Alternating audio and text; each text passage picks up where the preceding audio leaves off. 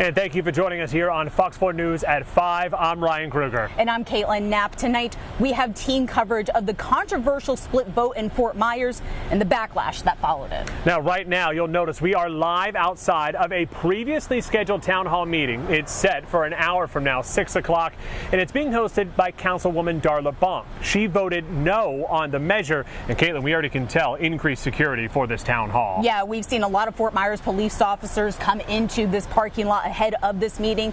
Her meeting comes hours after a second emergency city council meeting was announced for Friday to revisit the subject, the immigration enforcement agreement. And Ryan, when I met with Mayor Kevin Anderson yesterday to find out what he expected, really if the issue came to a vote for the second time, this is what he had to say. What's your level of concern going forward as the mayor of Fort Myers? That we don't get this rectified, and I believe we will. We're not going to let this die. The fight is still on, and I'm hoping that those who didn't support it are learning today why they should have. Ryan, it's important to note and remind everyone that this measure was a split 3-3 vote, with Councilwomen Bonk, Giraldo, and Watson voting no, and Councilwoman Watkins-Brown was not in attendance, so she couldn't vote.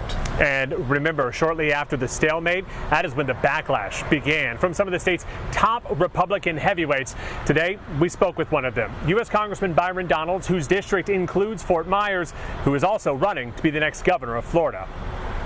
I was really taken aback by the decision of the city council. Congressman Myron isn't pulling his punches. He says it's time for the city council members who voted against the partnership between ICE and Fort Myers Police to be removed from office. But I think what you have is you have a couple of council members who believe, for whatever the reason is, that they can have their own interpretation, or they can choose to follow state law or not. And my statement is very clear. You don't have that authority. 3 council members, Diana Giraldo, Darla Bonk, and Terrelyn Watson, voted against a proposed agreement that would have seen city police officers trained by ICE and authorized to perform immigration enforcement activities. With the council deadlocked at 3-3, the measure failed. Donalds believes that repercussions could be felt by everyone in the city. The city of Fort Myers runs the risk of not getting federal and state funding for various things going on in the city if this is allowed to continue. While we've heard plenty of criticism over the vote, some residents have questioned whether these council members have actually done anything wrong. And the president of Lee County Democrats told Fox 4's Victoria Quevedo the backlash amounts to bullying.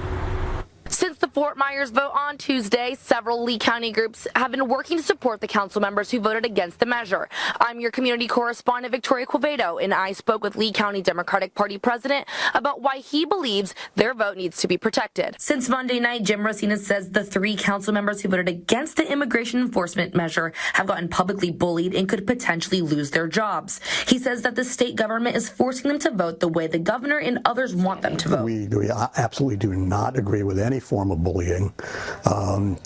You're right, they have the right to vote. The right to vote is meaningless if you're only allowed to vote one way.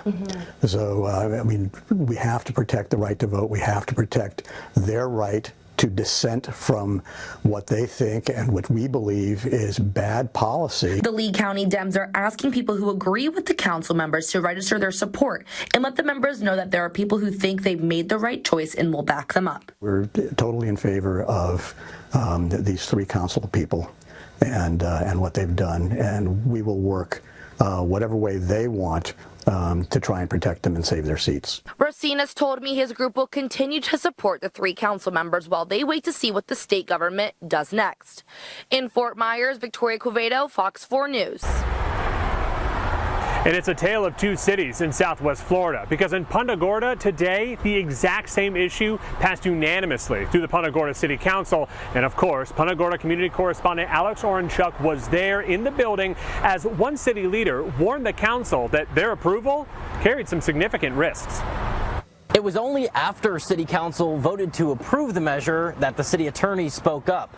I'm Fox 4 Charlotte County community correspondent Alex Orenchuk, and I was in the meeting when he told council members that they weren't legally bound to approve the agreement, and the fact that they did opens the city up to lawsuits. Former President. Council chambers were full as several people came to oppose the agreement, saying it could lead to civil rights violations and racial profiling. I disagree with local resources being used for federal actions that are unjust and unconstitutional. Let the federal government take care of it without your involvement.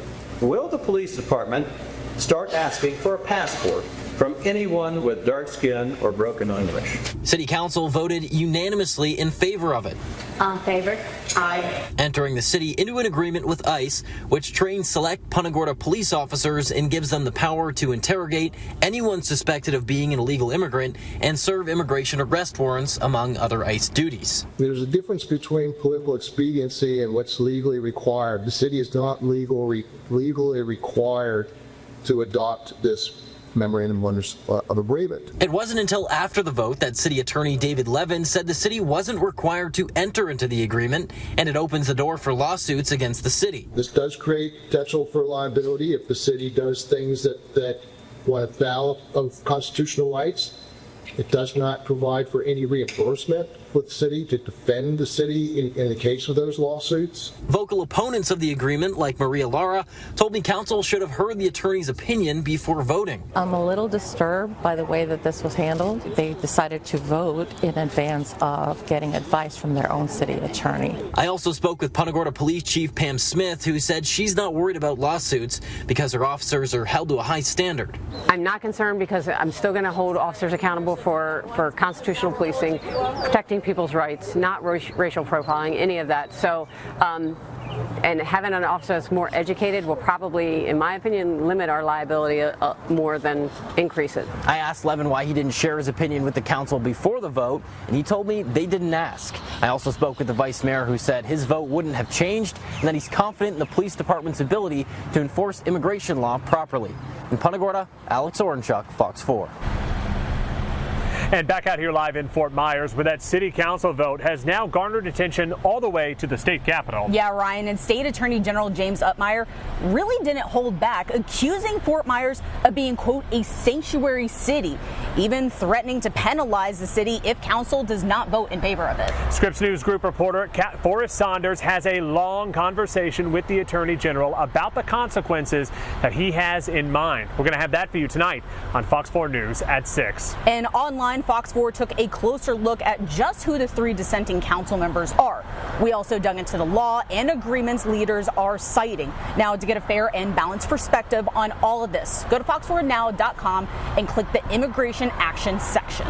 And Fox 4 continues to bring you live coverage tonight from Fort Myers, where we are outside of that town hall meeting for one of those council members who cast one of those no votes. And we'll be back here tonight at 6.